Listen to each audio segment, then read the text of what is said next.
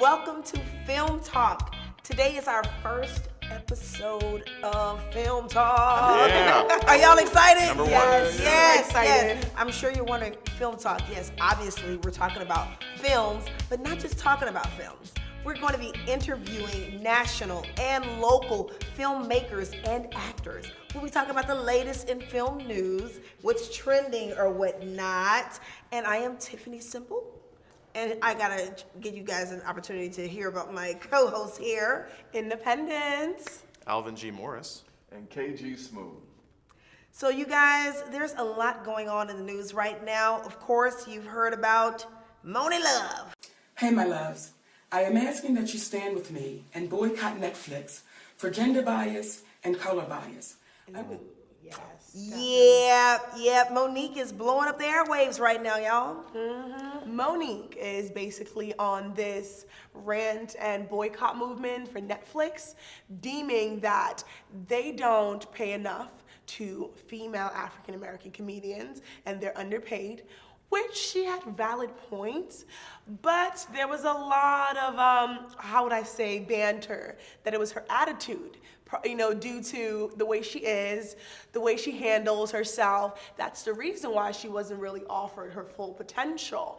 And it's been a lot of speculation, and people really don't take her seriously. The boycott, I still watch Netflix, but I still support you, Monique.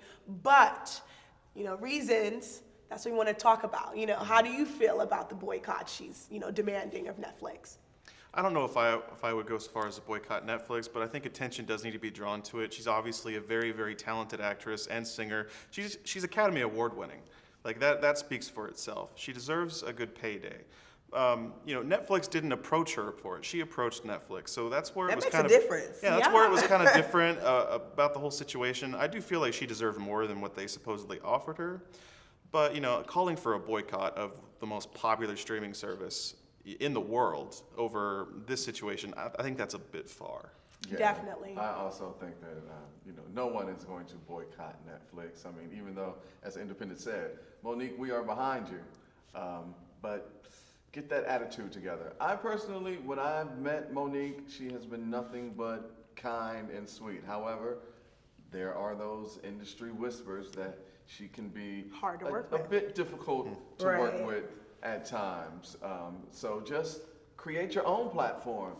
Put out your own content. I think she's still on that, I have an Academy Award.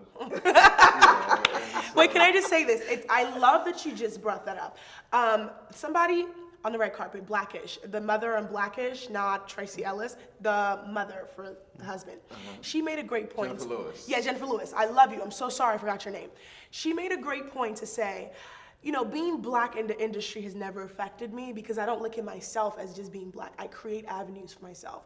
Sometimes in life we're so stern, like yes, there is difficulties no matter what color you are.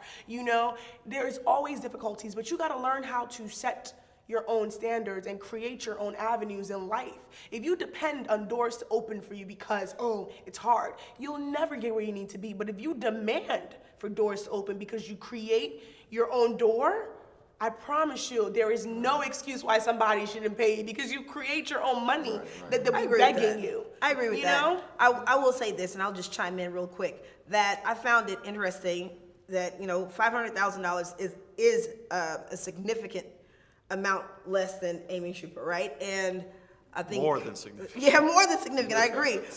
And Wanda Sykes says she was offered $250,000. So with the both of them, that's Right. still Not even a million. significantly low. Exactly.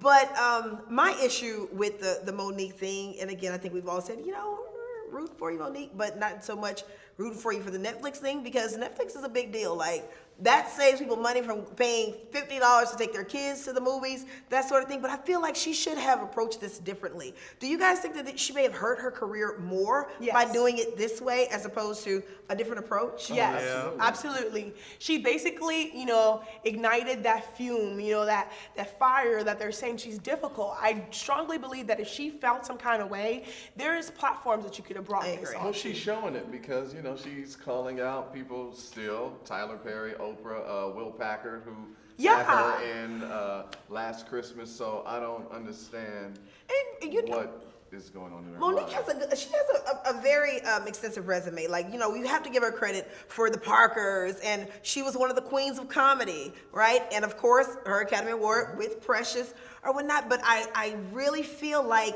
she should have taken a different approach and maybe not have been so aggressive with the name dropping, that sort of thing, because she could have used that as leverage and had private conversations with those people regarding, you know, helping her to gain a better platform from that angle. I feel like this is the second time she's attacked Oprah. That means That's the wrong lady to attack. Really, come on, look at what's his name. Seal tried it, and now let's talk She owns about everything. Really, Oprah is the mogul, but it's not even about Oprah as power, because sometimes you got to call people out who are in power, who aren't doing for the community.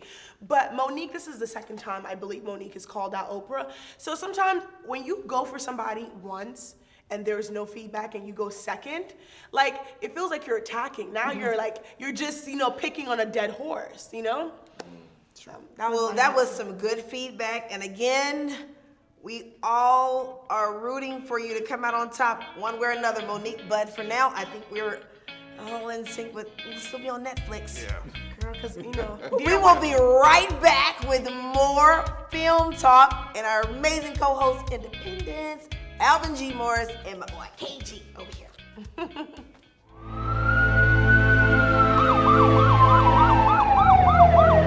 What we got? We got a young boy, William King, shot in the chest multiple times, and he's in critical condition. Ain't that the Third Ward? You're a long way from the hood, boy. We have yet another young black brother, unarmed, shot by so-called law enforcement. You may think it's safe over there with John and them white folks, but your ass come up missing, them white folks like they ain't seen nothing. All rise for Judge Wilson. There's no reports that show that you know Officer Stevenson called dispatch before you approached the individual. You put your family up for collateral in this trial. For a racist and a murderer. Does this hoodie make me look like a thug? How about now?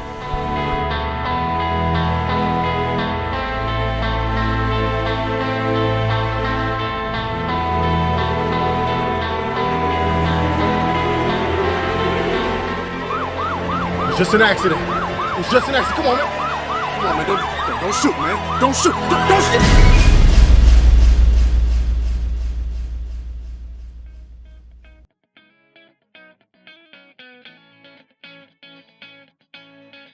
We're back. Did y'all miss us? Of course you did. Just a little bit. Of course you did. Don't worry, we didn't get kidnapped. However, I do want to talk about the movie with Halle Berry, Kidnapped. So what did you guys think? Can I just You want to say start? this? I mean, Okay, go ahead. because I'm gonna be the devil's advocate. It was horrible. I'm gonna say it because it was as bad as Catwoman. No, it was not. Oh, No. Oh, come on. No, it was Catwoman. Don't play it. You it can't. was Catwoman. You can't lump that movie into the same category No, as Catwoman. Catwoman. That was just like Raz Award bad. No. Catwoman. Catwoman times 2. Do you have any support for that? Do you want to back Yes. that up? I feel like the movie, like, Halle Berry is this, like, she's such an amazing actress, you know? And, like, I don't know what's going on with her. I feel like every movie that she's been has been mediocre. Like, her agents are playing the hell out of her. She's paying the bills. Excuse me. You know, it's like she's just doing it to get money and pay her rent. Like, she's not showing me that Halle Berry in Monsters Ball. Like, Halle Berry was the woman that I'm like, I might want to be an actress. Independence, how much more acting could she have done? This was a mother whose child was kidnapped. Halle Berry knows all about this with dealing with the Paps with her own children and people constantly in her personal space and whatnot. So I'm a bit confused as to, this was a mother. Right. Yeah. It wasn't the playing acting, a mother. But it wasn't. I didn't think it wasn't just too the far-fetched. acting. It was the script itself. Like, don't get me wrong. I'm all for like a good actress. She did, for what she was given, she gave her best, right? But the script was so mediocre to me. Like, some things didn't make sense. Sometimes when you write something, you gotta write it in a sense where, like, I can watch the movie and see this as What a scene feasible. didn't make sense where you were like, The oh cell my phone. gosh. Okay, let's talk about the cell phone scene. Okay. That was stupid. The fact that she was in the middle of traffic, any other mother who really lost their child and you're in the middle of traffic, there's just so many different reactions, and I felt like they were trying to portray such a straightforward, like she couldn't contact anybody, she couldn't do anything, she had to say Okay, the so baby. let me jump in You're there. not saying anything. Let me say this. As a mom, when I was watching the movie, I had some of those thoughts like, oh, she should do this. See? She should do this. But then I was thinking, again, not being the mom that's actually in that, I realized her main focus was not to lose the car. And she literally, to me, went into mama bear mode, like, I don't have time to stop, and the only thing I did say, I would have already tried to turn their car over. Like, that's the only thing I would have done that But you don't already. want to hurt your child in the process. I know, but I'm saying that's the only thing that I thought that I probably would have been that desperate to do is probably ram the car or whatnot. That was the only thing. But again, not being in that situation, and I can't even imagine being in that.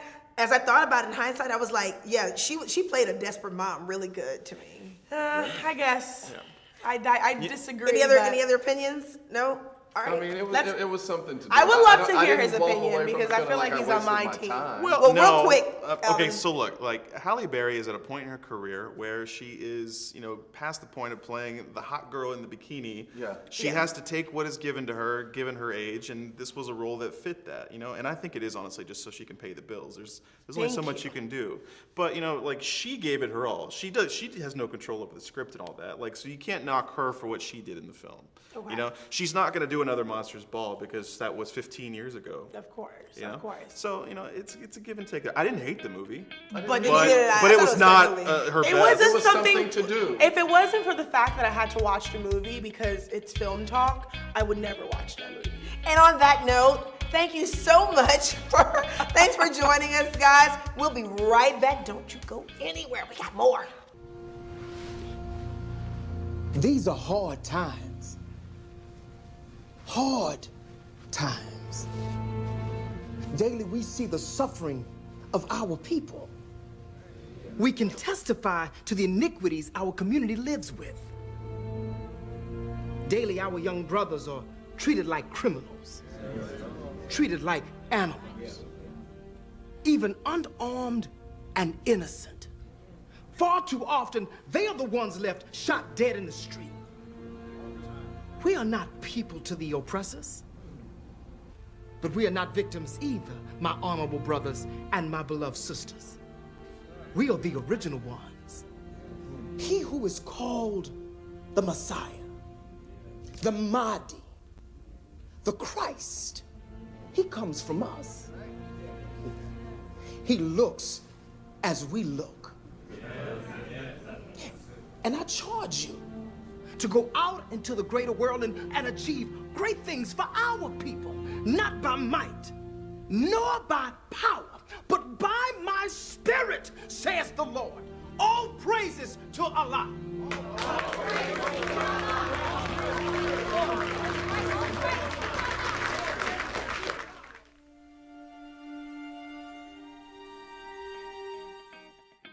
Welcome back, everyone. And we are so excited to have our guest today, are we not? Yes. We have Houston's own Shelton Jolivette. Thank you so much for coming to the show. Honor is mine. I mean, you have a pretty extensive resume, and I have to admit, I was a little intrigued there. But can you tell us, like, how did you get into the industry? You know, if you ask my mom, she'll tell you I've always been acting, from the womb to where I am right now. But it's always been a desire of mine, from grade school, middle school, high school, post-military, if that makes any sense. I wanted something to do outside of your daily 9 to 5, and I know my purpose. And when you know your purpose, it makes life just that much easier. Is that fair? That's very fair. I love it. One of the things I noticed on your extensive resume that you get the opportunity to work with Regina King on American Crime. Like, what is that like? She is the epitome of true professionalism, if that makes any sense. Absolutely. She commands the scene, she commands the set, but she's so graceful. And what I loved about working with her more than anything in the world was she gives you that feedback, like, wow, you got it, whatever So it important. is. So it's very, very much so important. As an actor, you want to know where you are as it relates to that spectrum. You know, am I big enough? Am I bad enough? Am I good enough to be with the big dogs, if that makes any sense?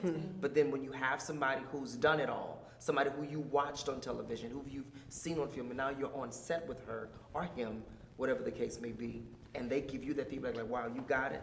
You know, it just gives you that like, okay, God. I mean, and that alone is priceless because they don't have to do that. And to know that someone is giving you that feedback and it's coming from someone that's credible, I think that's, you're definitely in the right place. Absolutely. Another thing that I noticed, you're also a writer. You have a book called Burned. Like, what don't you do, Mr. Jolivette? I don't get in trouble. Stay as far away from trouble as I possibly can. But what is Burned about? It's a multi-climatic, action-packed suspense drama with a romantic twist that'll leave you hanging at hello. Ooh, hanging at hello. Breathless. Right. Intrigued, go on. All right, so I noticed that you're also a relationship expert, you're an actor, you're a writer. There was something really quick, and you could just, kind of bless the people really quickly. What is the analogy with the magnet in relationships? That analogy talks about the attraction of people, things, and places. So if you notice with a magnet doesn't attract to everything. A magnet doesn't pull to everything. A magnet only attracts to what it is supposed to attract to. So if I'm not connected to you, then there's no reason why we should be together. If that makes any sense. That's in life. Then when you have something that's in between you and what you're supposed to be connected to, it makes that connection a little weaker than what it's supposed to be. So move the distractions, move the things out of the way so that when you are connected, you stay connected. Does that make any sense? Because I'm going to draw close to you if you draw close to me. Indeed. I love it. I love it. So lastly, there is something big coming up for you in 2018. Oh, yeah. And it has a lot to do with a very rich, a very historical part of Houston. Absolutely. Can you share that with us? Fifth Ward, the series, written and directed by D. Greg Carter. It is, for lack of a better word, it's bananas. I really, really, really enjoyed being on set with a lot of what I consider not just local celebrities, but those actors and actresses that are right here in our city, in our state, but are global. And I get to work with them to bring this thing to life. I'm telling you, March the 2nd, I don't think this city, I don't think this state, I don't think this country is ready for what Fifth Ward is about to do. It's going to take us by storm. And it is, I literally just got off the phone with Mr. Carter himself on my way here, and we were talking about it, and just to see what the networks are putting behind it. Original content, true stories, right here in Houston. We needed that. I mean, we hadn't had anything like that since Jason's Lyric? Right, very true. So this is gonna be a whole lot bigger, a whole lot bigger. And I'm excited to be a part of it. So I actually have a question. Who all is cast in the series? Wow. So Thomas Miles, Gary Sturgis, Maya, the vocalist, Amelia Jeffries, Jaylene Mack, Miss Evangeline Gabriel Young, Stefan 007, Kenzel, KD, my daughter, myself.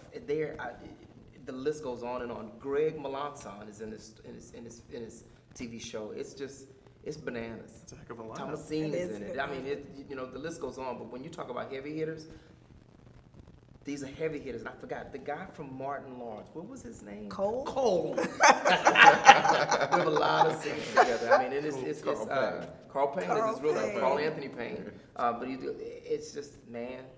Shelton, my question is, what network will Fifth Ward be airing on?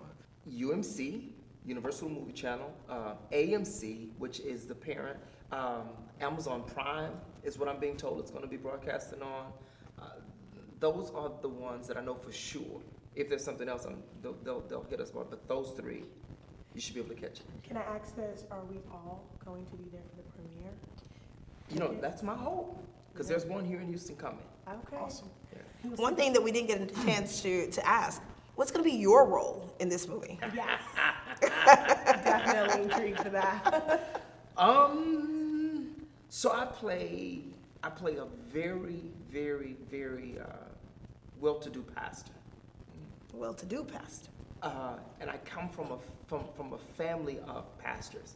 And my particular character, I'm taking over my dad's church. And taking over dad's church, I'm also taking on the issues that dad had to deal with. You know, that rivalry. Man, the story is so powerful. I mean, imagine business partners finding what works for them. And then the enemy gets in the middle of the camp. And so business partners are no longer business partners. And the church becomes infected and affected. But those conversations don't happen enough. I'm excited about this. So, and you guys heard it here first. You definitely got to go check out Fifth Ward with Houston's own Shelton Jolivette. Thank you so much for being with us. And stay tuned. We'll be right back with more Film Talk. I'm not ruling out anyone or anything. I truly hope that no one at this meeting has anything to do with it. I don't want you to be nervous, okay? And I don't want you to be embarrassed. Even the best marriages sometimes need help. Man, we argue a lot and... Oh, wait, hold on, Q's. Listen, that's my baby sister, man, and I don't get involved in her personal business. I know this type of chick. What's that supposed to mean? She's got dominant personality. She's passive-aggressive and manipulative.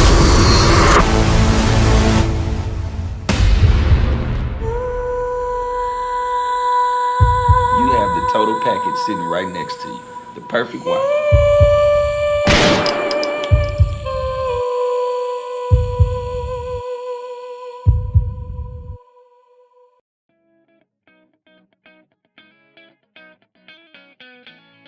And we are back. I-N-D-E-P-N-D-E. Oh, y'all know that song? Oh, well, we are back with No, I just can't spell. We're back with Independent News with my girl, Independent. Hi, I'm here to give you the latest gist and give you a lot of information, which is gossip, on what's going on in the film industry. The latest news is Sex and the City. Like, I grew up on Sex and the City. You know, I love Sex and the City. But they recently just announced that they won't be shooting Sex and the City #3. Granted, I think the movie should be dead, but the story behind the shutdown is really what's entertaining. Kim Cattrall recently came out on Instagram. She went there, guys. She went there. She actually tagged Sarah Jessica Parker and told her, "Leave me alone."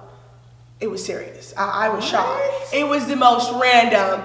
So the story is, there's a mean girl anthic that Sarah Jessica Parker actually bullied Kim Cattrall because her character, I mean Samantha, was the reason why I lost my virginity. You know what I'm saying? You know, her character was very wild and crazy, and to the point she was a real New Yorker.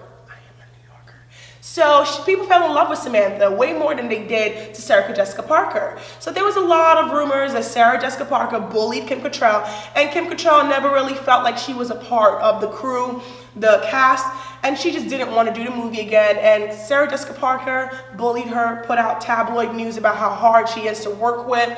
And I guess Kim Cattrall kind of had enough. You know, everybody sees Sarah Jessica Parker as this clean, innocent woman. And she kind of wanted to let the world know, this is a bully. I don't stand with her. Leave me alone. And I am done. And that is it for your latest gist on Independent News. Thank you, Independent. That was juicy, girl. I tried. Samantha had the best style to me, though. Oh, girl, look at my style. She was the reason everybody watched the show. Yes, yes. Her style was sick. She's the reason we all understand sex. Right. I hope you guys didn't leave because you don't want to start your week without your tip of the week from Alvin G. Yeah. So everybody, I just wanted to kind of give you a little tidbit, something to take into the filmmaking world. Everyone wants to get out there and make their own thing. And in order to do that, you have to know how to shoot. And for this tip of the week, since I have an extensive background in audio, I just wanted to teach y'all a little bit about audio. And most people don't realize this, but it doesn't really matter about what kind of camera you have. You want to make sure that you have a decent camera that can get a good image, and you want to be in focus. But if you have bad sound on your picture, it doesn't matter.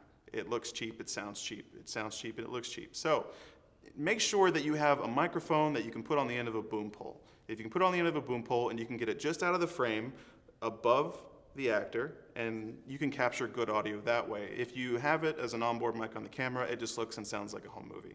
So make sure that even if you don't have a really expensive boom mic, you can buy one of those on-camera mics that you can put usually on top of your camera. You can put that at the end of a boom pole with a wire going back into the camera. As long as you can get it right there, and it'll make a huge difference to everything you do. Try that next time. And that was your tip of the week with Alvin G.